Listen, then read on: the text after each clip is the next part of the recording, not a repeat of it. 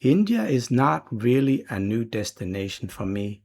I actually have been back several times by now, something that I also talked about some weeks back. Today, I want to talk a little about my past trips to India.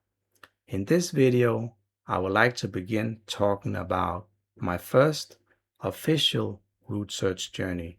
And when I say my first official route search journey, I mean that was when I took it upon myself to go to my place of origin or city of origin. Coimbatore.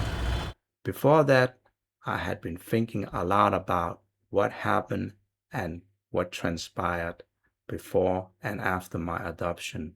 And I think that is the case with many adoptees, that we think about these things, and sometimes some of us will eventually also venture out on a journey to look for some clues or get some sort of idea about our own past.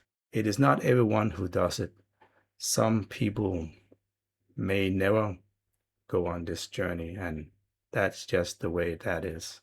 Also, I think there is some sort of fear of the unknown because reality may not always align with what we have visualized or pictured in our head how things would be.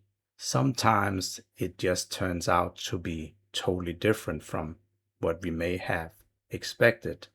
And that is something that we cannot really control because the destination is kind of like uncertain, and the the journey to it is kind of like, what do you call this, a zigzag journey and with a lot of obstacles, right? But like I said, in 2015, that was when I did my first official route search journey back to my place of origin, Coimbatore. Before talking more about that specific trip, I would like to mention that in 2024, there was this DR documentary, The Big Adoption Theft. And the reason why I am bringing this up is because when I saw the first season, episode 1 and 2, there was this lawyer in those episodes.